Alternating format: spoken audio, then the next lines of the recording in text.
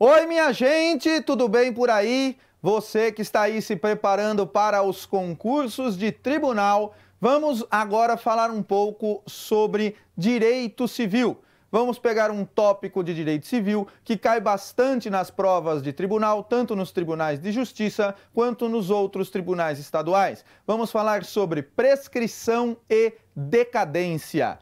Prescrição e decadência. Primeira coisa que é importante a gente lembrar é você ter uma ideia do que é prescrição, né? Prescrição é a perda da possibilidade de ter o seu direito garantido pelo Estado. Você lembra quando você estudou direito civil que toda vez que você tem um direito violado, toda vez que você tem um direito violado, que alguém pratica um ato e viola um direito seu, surge para você uma pretensão. A pretensão é a possibilidade de ingressar com um pedido perante o Estado. Você lembra que a ideia de propor uma ação judicial é você pedir ao Estado que resolva um problema. Então, olha, Estado, por favor, fulano de tal se recusa a me dar aquilo que é meu direito, ele violou o meu direito. Portanto, o Estado condene-o a me resolver esse problema, condene-o a me dar aquilo que é meu direito. Esta possibilidade de pedir ao Estado que resolva este seu problema é o que a gente chama de pretensão. Então, a pretensão é a possibilidade de ter um direito seu tutelado pelo Estado. Esta pretensão surge na hora que o direito é violado. Alguém praticou um ato e violou o seu direito, neste momento surge para você a pretensão de buscar no Estado a satisfação desse direito. Ora, você tem um certo tempo para poder buscar a satisfação perante o Estado. Você precisa buscar esta pretensão perante o Estado dentro de um certo tempo. Se você não se movimentar, se você deixar passar tempo demais, o Estado não vai mais se preocupar com você. O Estado não vai mais albergar esta sua pretensão, resolver o seu problema. O momento em que você perde a pretensão é que a gente chama de prescrição. Então, o que é a prescrição? A prescrição é a perda da pretensão por causa da passagem do tempo. É a perda do direito de poder obter do Estado a tutela para aquele direito que você tem. E é exatamente isso que você vai encontrar lá no Código Civil, no artigo 189. Olha lá o que diz o artigo 189. Diz assim, ó: violado o direito, nasce para o titular a pretensão. Violado o direito, nasce para o titular a pretensão. Aquilo que eu acabei de falar para você, né? Violado o direito, nasce para o titular a pretensão. Ou seja, no momento em que ocorre a violação do direito, no mesmo momento surgiu para você a pretensão, o direito de tentar obter a satisfação perante o Estado. Continua lá no 189. A qual se extingue. A qual é quem que eu estou falando aqui, ó? A pretensão. A pretensão se extingue pela prescrição nos prazos a que aludem os artigos 205 e 206. Então, esse artigo 189 é essencial para você que está estudando aí prescrição. O artigo 189 me diz que surge a pretensão no momento em que o direito é violado e que esta pretensão se extingue pela prescrição nos prazos previstos lá nos artigos 205 e 206. Tenha claro na sua cabeça essa ideia, porque essa ideia é o centro de toda a lógica da prescrição, tá? Saiba bem o que é prescrição. Às vezes a gente encontra por aí gente falando bobagem, dizendo que a prescrição é a perda do direito de ação. Não é. Prescrição não é perda do direito de ação, porque o direito de ação você continua tendo. O que você perde é a pretensão, ou seja, a possibilidade de que o Estado te dê aquilo que você quer. Então, a prescrição é a perda da pretensão pela passagem do tempo previsto lá nos artigos 205 e 206. Continuando aqui, para a gente ver as disposições gerais sobre a prescrição. Outra coisa importante que a gente tem que lembrar é o que está previsto aqui no artigo 192 do Código Civil, que diz assim, ó: Os prazos de prescrição não podem ser alterados por acordo das partes. Então, estes prazos de prescrição aí, que a gente acabou de ver, que são referidos no 189, que estão previstos no artigo 205 e 206, não tem possibilidade de mudar. As partes não podem abrir mão, modificar o prazo de prescrição. Tá? Uma vez que a lei define no artigo 205 e no 206 os prazos são aqueles da lei e você não vai mudar. Beleza?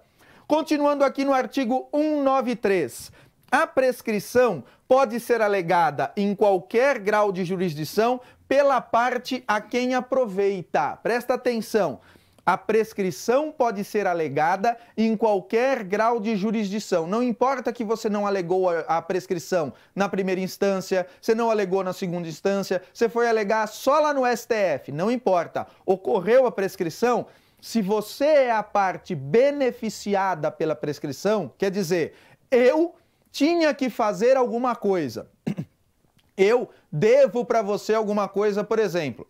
E você, que é o credor, não se mexeu, deixou passar tempo demais. Eu me beneficio. Por quê? Porque prescreveu o seu direito de cobrar de mim. Se prescreveu o seu direito de cobrar de mim, eu, que sou o beneficiado pela prescrição, posso arguir a prescrição a qualquer tempo, em qualquer grau de jurisdição. Não importa que eu não falei nem na primeira instância, nem na segunda, posso ir lá na instância extraordinária pela primeira vez e falar? Posso, sem nenhum problema.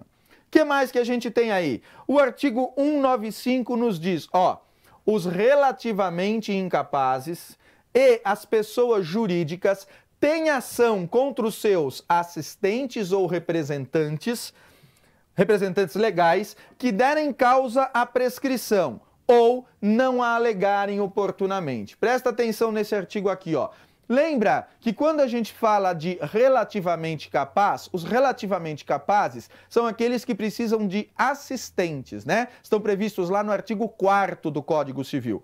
E as pessoas jurídicas têm que ser representadas, tem representantes que agem em nome dela, os seus representantes legais. Se eventualmente estes assistentes ou estes representantes legais das pessoas jurídicas não se movimentarem a tempo para exigir um direito, que seria do relativamente incapaz ou da pessoa jurídica, e por causa disso ocorrer a prescrição, ou ainda, ao contrário, se eles deveriam ter alegado a prescrição e não alegaram, e em qualquer uma das duas situações causaram prejuízo para o relativamente capaz ou para a pessoa jurídica, tanto o relativamente incapaz quanto a pessoa jurídica têm o direito de ação contra os seus representantes ou assistentes que causaram prejuízo não alegando a prescrição ou permitindo que a prescrição ocorra. Isso é o que está previsto aí no artigo 195. Outra coisa importante da gente lembrar é que a prescrição iniciada, aqui no artigo 196, a prescrição iniciada contra uma pessoa continua a correr contra o seu sucessor. A prescrição iniciada contra uma pessoa, começou a correr a prescrição contra uma pessoa. Lembra que toda vez que o código fala assim, a prescrição que corre contra uma pessoa, significa o quê? Significa que aquela pessoa tem o direito, tem a pretensão, lembra lá do artigo 189, né? Eu tenho a pretensão. A pretensão surgiu para mim. Se a pretensão surgiu para mim, ao mesmo tempo em que surge a pretensão, começa a correr o tempo para eu me movimentar e exigir esse direito. Este tempo que está correndo para eu me movimentar e para exigir o meu direito é chamado tempo de prescrição. Então, o tempo de prescrição está correndo contra mim, porque eu sou o titular do direito. Eu deveria me movimentar para exigir este direito. Se eu deixar passar tempo demais, eu vou perder a possibilidade de exigir este direito. Portanto, a gente diz que a prescrição está correndo contra mim. Eu estou deixando o tempo passar, correndo o risco de passar todo o prazo prescricional. Então, eu, credor, eu, que sou o beneficiário do direito, sou aquele contra quem corre a prescrição. A prescrição corre contra quem é o titular da pretensão. Então, voltando lá no artigo 196 para ficar mais claro. A prescrição iniciada contra uma pessoa continua a correr contra o seu sucessor. Imagine que eu sou o titular de uma pretensão. Alguém violou um direito meu e, portanto, nasceu para mim a pretensão de exigir a solução deste problema. Exigir, por exemplo, uma indenização contra alguém. No momento em que surgiu a pretensão, surgiu também o início da contagem do prazo. Eu tenho que pedir esta indenização num certo prazo previsto no artigo 205 ou 206, que a gente vai ver daqui a pouco. Começou a contar o prazo. Então, a prescrição está correndo contra mim. Se eventualmente eu morro no curso da prescrição, ou se ocorre uma outra situação em que eu não sou mais o titular do direito e tem uma outra pessoa que me sucede neste direito, continua contando o prazo de prescrição. Não para a contagem do prazo, não começa de novo. Continua o mesmo prazo que já estava contando inicialmente, tá? Isso é o que diz aí o artigo 196. A prescrição iniciada contra uma pessoa continua a correr contra o seu sucessor. Não para e começa de novo. Continua direto, ok? Beleza. Outras coisas importantes que a gente precisa ver, ó. Causas que impedem ou suspendem a prescrição. Nós estamos falando aqui, ó, de causas suspensivas da prescrição.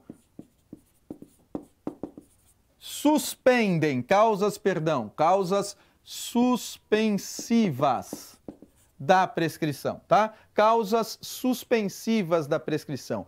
Toma cuidado para você lembrar da diferença entre suspensão e interrupção do prazo. O que suspende o prazo e o que interrompe o prazo? Qual é a diferença entre suspender o prazo e interromper o prazo? Suspender o prazo é aquela situação em que eu estou contando o prazo, aí para a contagem, o prazo fica suspenso, e quando voltar a contar o prazo, ele continua de onde parou. Então imagina que o prazo é de 2 anos. Está contando o prazo, passou 1 ano. Aí suspendeu. Aconteceu alguma dessas causas suspensivas que a gente vai ver. Suspendeu o prazo. E depois, passou um tempo suspenso, voltou a contar. Volta a contar de onde? 1 ano. Então vai, 1 ano e 1 dia, 1 ano e 2, 1 ano e 3, 1 ano e 4. Então suspendeu, eu estou contando, eu parei, ficou suspenso, voltou, continua de onde parou. Interrupção do prazo. Interromper o prazo é o quê? Eu estou contando, interrompeu, zera e começa a contar de novo. Então suspendeu, estou contando, para, continua de onde parou. Interrupção, estou contando, parou, interrompeu, volta do zero novamente. Começa a contar de novo o prazo. Então, essa diferença entre suspensão e interrupção do prazo. Suspensão do prazo, parou e começa de onde estava. Interrupção, parou, começa do zero novamente, certo? Aqui, nestes artigos 197, 198 e 199, a gente vai falar das causas de suspensão da prescrição. Olha lá. Não corre a prescrição. Então, ela fica suspensa entre os cônjuges na constância da sociedade conjugal. Quer dizer o quê? Vamos imaginar que alguém me deve dinheiro. Suponha que uma pessoa me deve 50 mil reais e está contando o prazo de prescrição. Imagine que a prescrição aí seja de 3 anos para eu fazer essa cobrança. Já passou 1 ano. Aí eu pego e me caso com essa pessoa que me deve o dinheiro. O que acontece com a prescrição? Suspende o prazo. E enquanto nós estivermos casados, não está contando o prazo de prescrição. Vamos imaginar que a gente fica 5 anos casado e depois a gente divorcia. Terminou o casamento, começou a contar de novo o prazo de prescrição. Começou de onde? Como a causa é suspensiva e já tinha passado 1 ano, lembra, eram 3 anos de prazo, eu 1 ano depois me casei com a pessoa, suspendeu e durante o período do casamento não conta, terminou o casamento, continua de onde parou. Então eu tenho mais 2 anos ainda para promover uma ação de cobrança contra aquela pessoa que me devia, com quem eu fiquei casado por um período. Como eu fiquei casado com ela, não conta durante o período do casamento, ok? Segunda causa, entre ascendentes e descendentes durante o poder familiar. Então, entre ascendentes e descendentes, pais e filhos, durante o poder familiar, ou seja, enquanto o filho for menor de idade, estiver submetido ao poder familiar dos pais, também não conta, fica suspensa a contagem do prazo. Que mais? Entre tutelados e curatelados e seus tutores e curadores durante a tutela ou curatela. Mesma ideia que tem aqui do pai ou do filho no poder familiar para o tutor e curador ou tutelado e curatelado, tá? Então, neste caso, não corre também a prescrição, são as hipóteses aqui do artigo 197. Artigo 198 nos diz, também não corre a prescrição contra os incapazes de que trata o artigo 3º. O que diz o artigo 3º do Código Civil?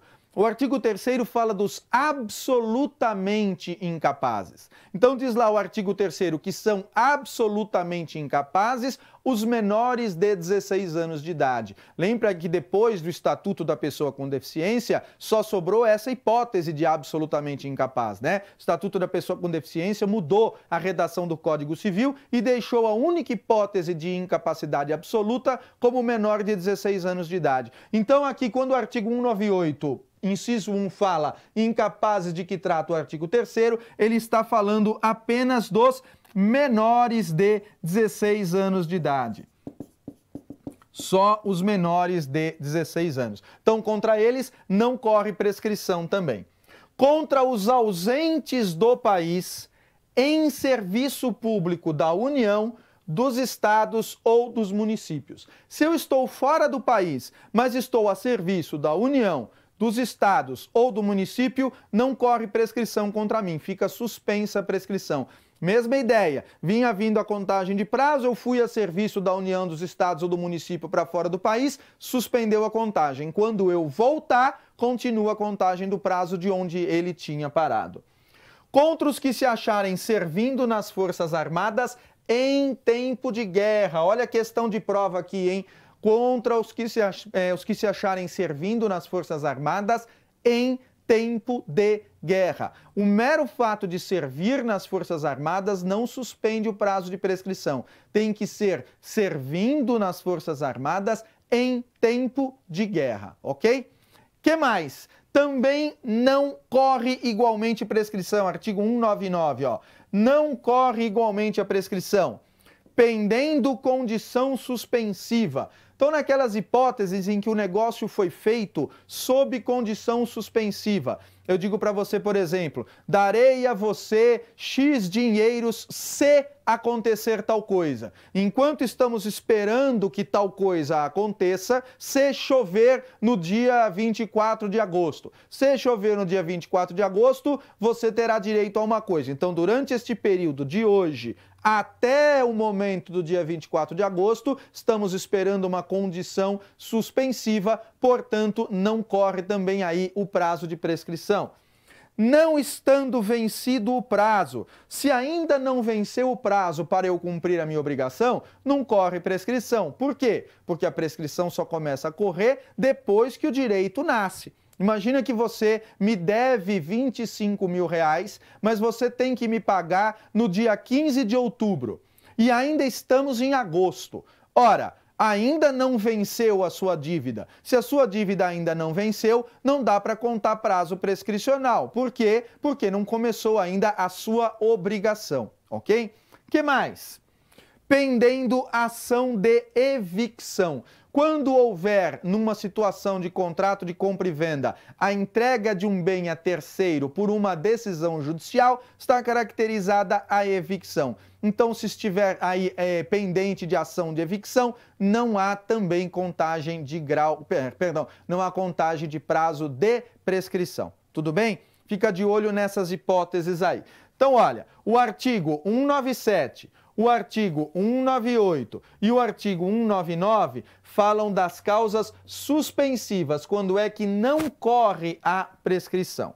Artigo 200 diz assim, ó: quando a ação se originar de fato que deva ser apurado no juízo criminal, não correrá prescrição antes da respectiva sentença definitiva?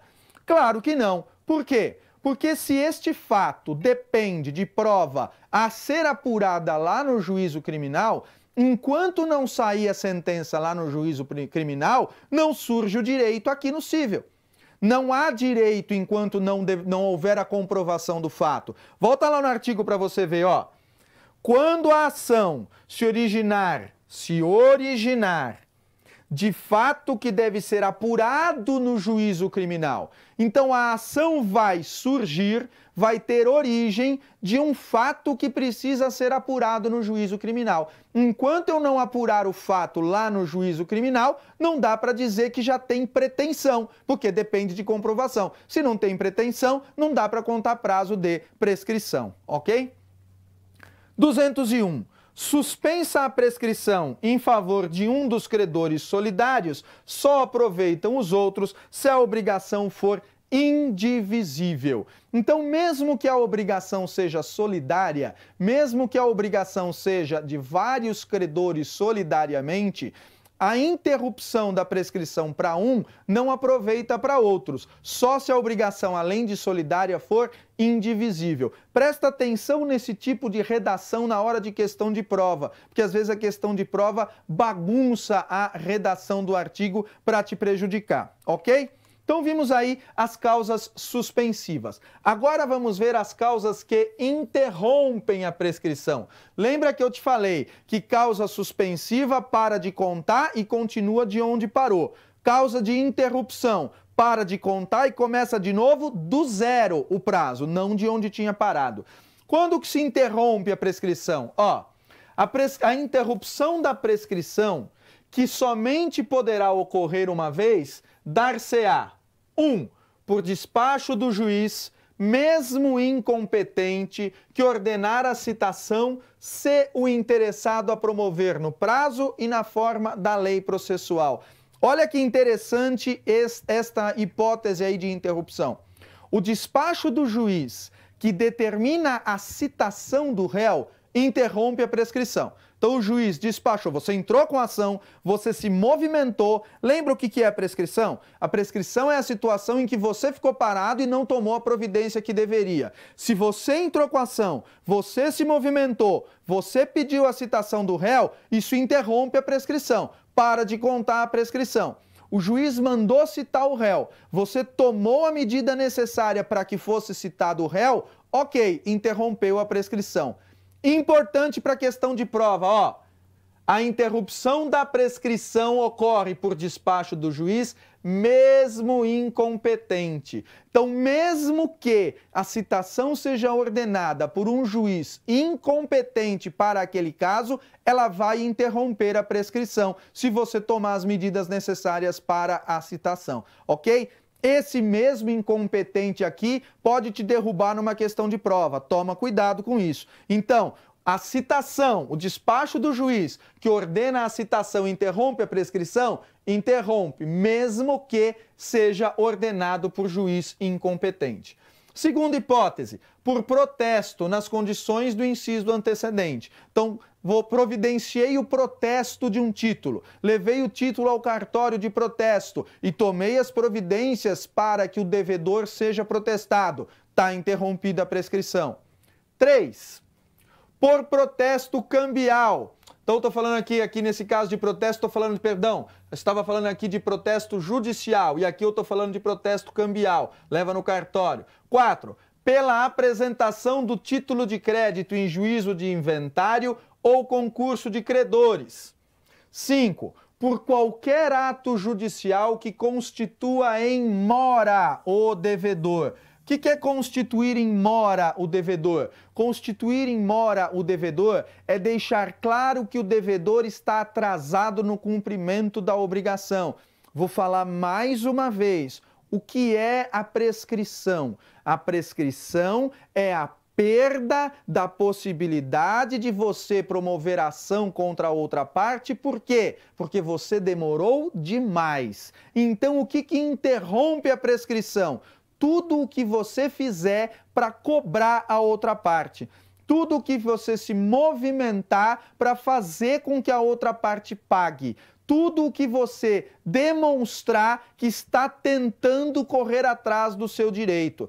Pode ver que aqui, ó, todas as hipóteses do artigo 202, que a gente está aqui no 5, mas já vamos incluir o 6, ó, por qualquer ato inequívoco, ainda que extrajudicial, que importe reconhecimento do direito pelo devedor. Então veja que todas as hipóteses de interrupção da prescrição envolvem a movimentação do credor. O credor tentou cobrar, o credor foi atrás, o credor tomou uma providência, por isso parou de contar o prazo da prescrição. Por quê? Porque isso impede a prescrição, isto interrompe, nesse caso aí, a prescrição. Porque a ideia da prescrição é o credor ficou na dele e não tomou providência nenhuma. Se o credor se movimenta, ele interrompe a contagem do prazo de prescrição. Cuidado para não misturar as hipóteses de suspensão aqui com as hipóteses de interrupção da prescrição. Aí vem o parágrafo único. A prescrição interrompida recomeça a correr da data do ato que a interrompeu ou do último ato do processo para a interromper. Como eu já tinha falado para você, no caso de interrupção da prescrição, o que acontece? Para de contar o prazo e continua. Quando? Do zero. Interrupção volta a contar o total do prazo, do zero. Mas volta a contar de quando? Olha lá, o parágrafo único. Volta a correr da data do ato que a interrompeu ou, no caso de processo, do último ato do processo para a interromper.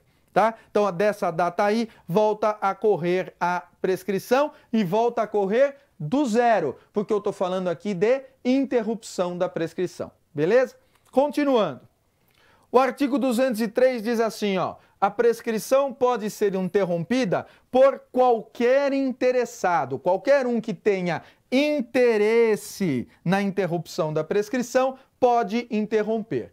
E a interrupção, 204, a interrupção da prescrição por um credor não aproveita aos outros. Então, se um credor pede a interrupção, pede alguma coisa, né? Entra com ação, citação, faz algum dos procedimentos aí do artigo anterior, interrompe a prescrição para ele, mas não para os outros. Para os outros credores, continua contando o prazo de prescrição. Continuando lá. Semelhantemente, a interrupção operada contra o codevedor ou seu herdeiro não prejudica aos demais coobrigados. Então, se eu tenho vários credores ou vários devedores e um credor interrompe a prescrição, interrompe só para ele. Para os outros credores, continua contando. Por outro lado, se houve a interrupção para um dos devedores, para os outros não. Também continua contando o prazo para eles se livrarem daquela obrigação, ok? Parágrafo 1º. A interrupção por um dos credores solidários aproveita aos outros, assim como a interrupção efetuada contra o devedor solidário envolve os demais e seus herdeiros. Toma cuidado aqui. Volta a ler de novo comigo. A interrupção por um dos credores solidários aproveita aos outros. Olha que nós estamos fugindo da regra geral lá do caput 204. A regra é: a interrupção da prescrição por um credor não aproveita aos outros. Vai no parágrafo 1º. A interrupção por um dos credores solidários aproveita aos outros. Então, a regra geral é: se o credor não for solidário e um credor interrompeu só para ele. Agora, se for credor solidário, se todos estiverem unidos pela solidariedade, um interrompeu, aproveita para todos. Que mais? A mesma coisa vale para o devedor solidário, que também aproveita para todos. Parágrafo 2º. A interrupção operada contra um dos herdeiros do devedor solidário não prejudica os outros herdeiros ou devedores, a não ser que se trate de obrigação e direito indivisível. Então toma cuidado com isso aí, porque é a hipótese específica de herdeiro. Parágrafo 3º. A interrupção produzida contra o principal devedor prejudica o fiador. Então o fiador vai junto na onda. Interrompeu a prescrição contra o principal devedor, contra o devedor mesmo, o fiador entra junto e interrompe contra ele também, tá? Lembra que o fiador acompanha, neste caso, a situação do devedor. Outra coisa importante que a gente precisa ver são os prazos de prescrição. Regra geral do prazo de prescrição está no artigo 205. Isso aqui, gente, prazo de prescrição não tem jeito. A única coisa que você pode fazer sobre eles é decorar. Faz uma tabelinha, coloca aí, ó, prazos de prescrição. Coloca prazo, 1 ano, tal e tal e tal hipótese. Prazo, 2 anos, tal hipótese. Prazo, 3 anos, tal hipótese. Não tem outra coisa para você fazer. Tem que decorar e o melhor jeito é fazer uma tabela. Olha lá o 205. 205 diz assim, ó. A prescrição ocorre em 10 anos, quando a lei não fixar prazo menor. Então, se a lei não estabeleceu um prazo menor, se não tiver lá nos prazos do 206, qual é a regra? 10 anos. Regra geral, 10 anos. Mas, primeiro você tem que olhar no artigo 206 para saber se não tem uma outra regra prevista. Então, olha lá no 206. Prescreve em 1 ano o quê? A pretensão dos hospedeiros ou fornecedores de víveres destinados a consumo no próprio estabelecimento para pagamento da hospedagem ou dos alimentos. Isso aqui é o quê? Dono de hotel, dono de restaurante, né? Tem 1 ano para cobrar dos clientes que não pagaram.